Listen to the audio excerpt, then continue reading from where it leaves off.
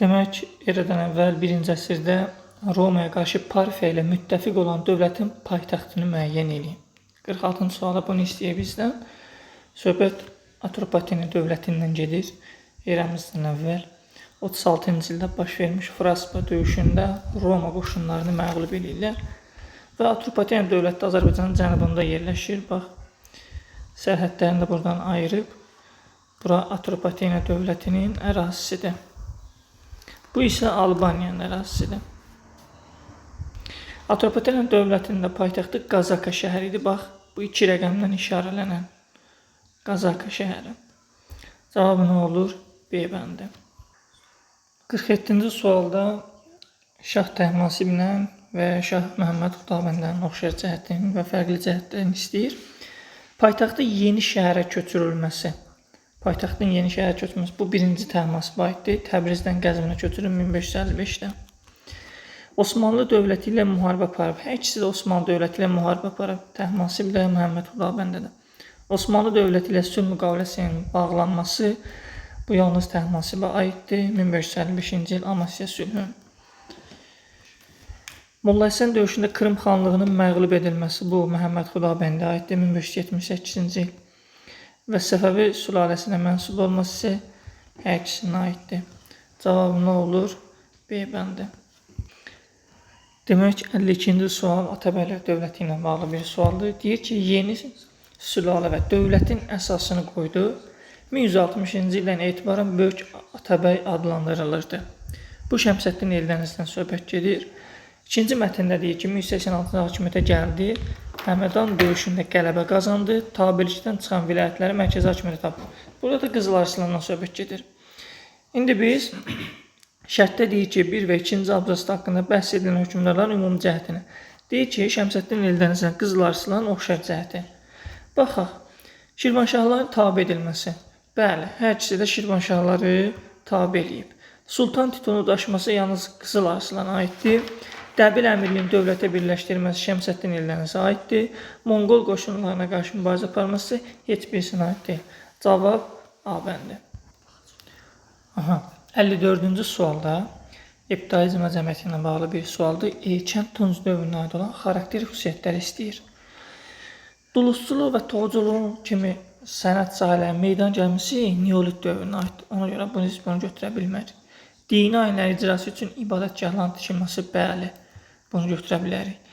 Əhalinin dağlıq və dağətəyi zamanı məskunlaşması, bəli, bunu da götürə bilərik. Metaldan ilk məkalətləri eyni dövrünə aiddir. Şumlama zamanı qoşqu heyvanlarına istifadə isə erkən Tunc aiddir. Cavab 2, 3, 5. 55-ci sualda deyir ki, Osmanlı İmperiyasında durğunluq və geriləmənin daxili səbəblərini yazın. Deməli, deyir ki, mərkəzi hakimiyyətin nüfuzdan düşməsi. Bəli, bu olar. Durğunluq və geriləmənin daxili səbəblərindən biri bu ola bilər ki, mərkəzi hakimiyyət nüfuzdan düşüb. Beynəlxalq ticarət yolları, bu daxili olmaz, xarici səbəb olar. Hərbi len sisteminin tamamilə ləğv edilməyib, belə bir şey olmayıb. Ordu quruculuğuna nöqsanların artması, bəli, bu olar.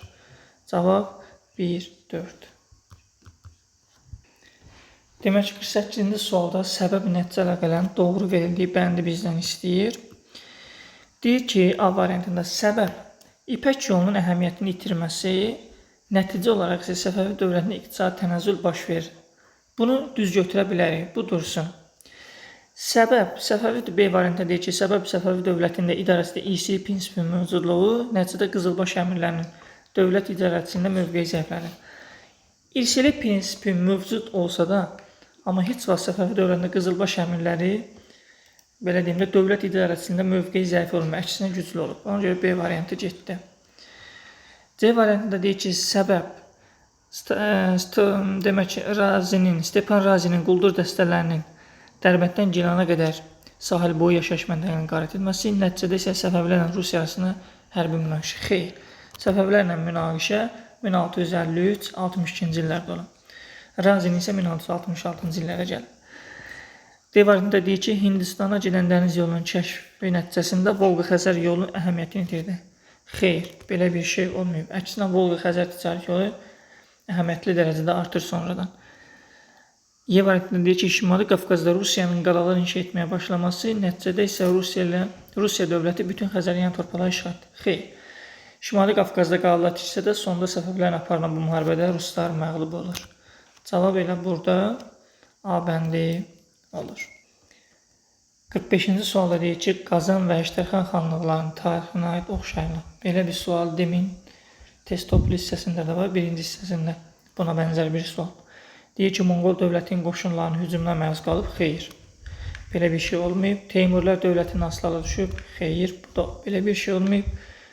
Qızıl Ordu dövlətinin parçalanması nəticəsində, bəli, 15-ci əsrdə Qızıl Ordu dövlətinin parçalanması nəticəsində Qazan, Əjdərxan xanlığı, Krım və Noqay ordusu yaranır. 13-cü əsrdə meydana gəlmişdir. Xeyr. 15-ci əsrdə yaranıblar. 15-ci əsrdə Rusiyanın asılılığından azad oldular. Xeyr. Elə birbaşa 16-cı əsrin 50-ci illərində Qazan və Əjdərxan xanlığı Rusiyanın tabeliyinə keçib. Cavab C bəndi.